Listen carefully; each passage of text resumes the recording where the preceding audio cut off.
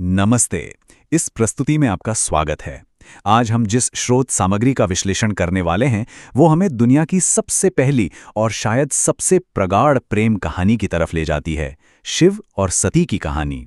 ये सिर्फ कोई पुरानी देव कथा नहीं है, बल्कि प्यार, असीम त्याग और अहंकार के पतन का एक ऐसा जबरदस्त महाकाव्य है जिसके गहरे अर्थ आज के समय में भी बिल्कुल प्रासंगिक लगते हैं।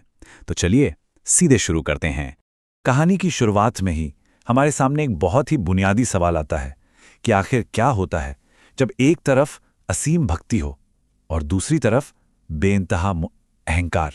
जब एक पूर्ण आध्यात्मिक वैरागी का सामना किसी के दुनियावी गुरूर से होता है तो उस टकराव का क्या अंजाम होता है। दरअसल यही इस पूरी कथा की नींव है। तो आइए सृष्टि के उस शुरुआती दौर में चलते हैं और इस प्रथम प्रेम कथा के पहले अध्याय को समझते हैं। स्रोत के अनुसार सती कोई साधारण बच्ची नहीं थी। ग्रंथों में उन्हें साक्षात आदि शक्ति यानी सर्वोच्च ब्रह्मांडीय ऊर्जा का ही अवतार बताया गया है। लेकिन देखिए विडंबना क्या थी। उनका जन्म दक्ष प्रजापति के घर हुआ था। दक्ष, जो कि एक बहुत ही ज्ञानी लेकिन अपनी सत्ता और रुतबे के भयंकर अहंकार में डूबे हुए पिता थे।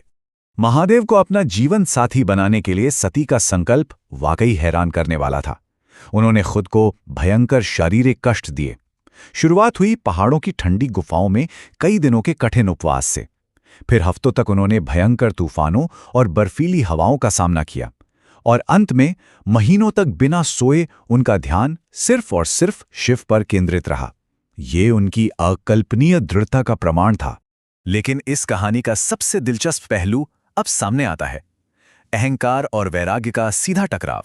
अगर हम दक्ष और शिव की विचारधाराओं को देखें तो जमीन आसमान का अंतर नजर आता है।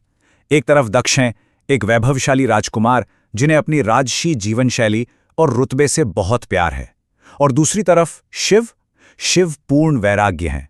शमशान में निवास करना, जानवरों की छाल पहनना और शरीर पर भस्म लपेटे रहना, भौतिक संपत्ति से उन्हें कोई लगाव नहीं। यही वो वैचारिक खाई थी जो आगे चलकर एक महाविनाश का कारण बनने वाली थी। खैर, सती की तपस्या रंग लाई, लेकिन फिर जो विवाह यात्रा निकली उसका वर्णन स्रोत सामग्री में बेहद अद्भुत तरीके से किया गया है। कल्पना कीजिए, कोई सोने चांदी से लदी राजसी बारात नहीं थी, बल्कि भूत, प्रेत, आत्माओं और सर्पों का एक रेला था। शिव ने उन सभी को अपनाया जिन्हें समाज अक्सर किनारे कर देता था। ये बाहरी खोखले दिखावे पर सत्य की एक शानदार जीत थी। लेकिन इस पूरे ब्रह्मांडीय उत्सव में ठीक एक व्यक्ति गायब था। जी हां, सिर्फ एक, सती के पिता दक्ष। उन्होंने इस विवाह को अपना सबसे बड़ा व्यक्तिगत अपमान मान लिया था और उनका ये अहंकार जल्दी ही एक भयानक रूप लेने वाला था। अब हम कहानी के उस हिस्से की ओर बढ़ते हैं जहां दक्ष का दबा हुआ गुस्सा फूट पड़ता है। बिना आमंत्रण के पुत्री। अपना वर्चस्व साबित करने के लिए दक्ष ने एक विशाल महायज्ञ का आयोजन किया। पूरे ब्रह्मांड से हर देवता, हर ऋषि और राजा को न्योता भेजा गया, सिवाय शिव और सती के। और ध्यान रहे, ये कोई गलती से छूटा हुआ निमंत्रण नहीं था। ये शिव को सरेआम नीचा दिखाने की एक बहुत ही सोची समझी कूटनीति थी। जब सती ने वहां जाने की जिद की तो शिव ने उन्हें समझाते हुए एक बहुत ही गहरी बात कही, जहां सम्मान ना हो वहां अपना स्वाभिमान ले जाना व्यर्थ है। ये बात आज भी आत्मसम्मान का एक ऐसा नियम है जिसे समझना बेहद जरूरी है। फिर भी परिवार के प्रति मोह और इस उम्मीद में कि शायद पिता का दिल पिघल जाए, सती उस यज्ञ की ओर चली ही गईं। सती का यज्ञ में पहुंचना इस पूरी कथा का सबसे दुखद और निर्णायक मोड़ साबित होता है। सती का सर्वोच्च त्याग। वहां पहुंचने पर स्वागत तो दूर की बात थी। ग्रंथों के अनुसार दक्ष ने भरी सभा में सती का क्रूरता से अपमान किया। उनके शब्द थे, जिस दिन तुमने उस नंगे भस्मधारी अवघड़ को चुना उसी दिन तुम मेरी बेटी नहीं रही। यह सिर्फ सती पर नहीं बल्कि उस पूरे ब्रह्मांडीय सत्य पर एक कठोर प्रहार था जिसका शिव प्रतिनिधित्व करते थे। उस मौन सभा में जहां सारे देवता चुपचाप बैठे थे, सती ने अपने पिता के अहंकार को अपने शब्दों से चीर कर रख दिया।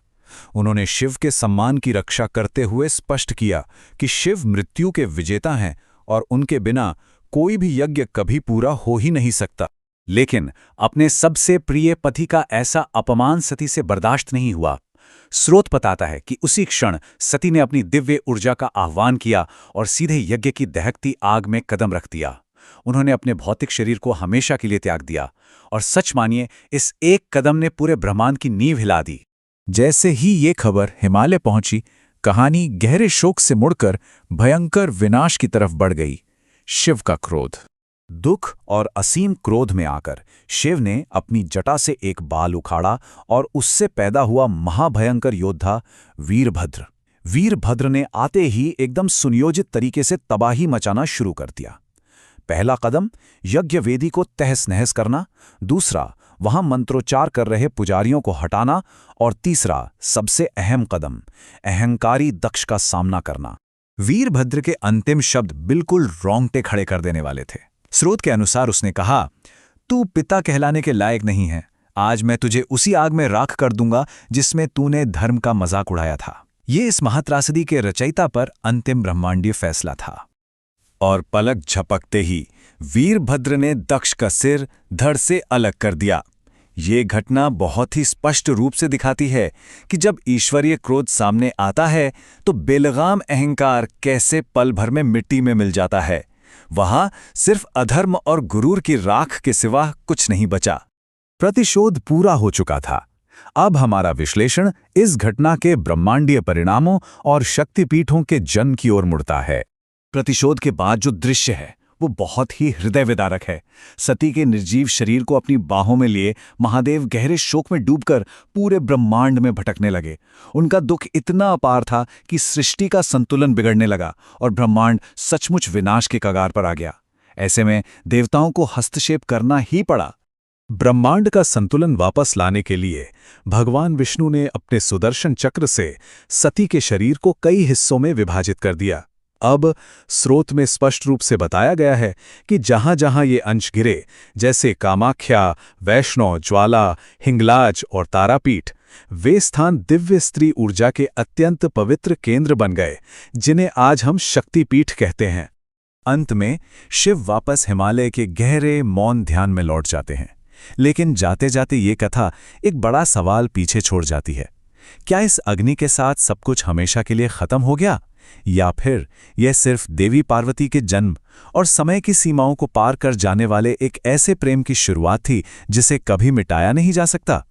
पौराणिक कथाओं का यही स्वरूप हमें सोचने पर मजबूर करता है कि शायद इतनी गहरी आस्था कभी नहीं मरती। इस विश्लेषण में हमारे साथ जुड़ने के लिए बहुत बहुत धन्यवाद।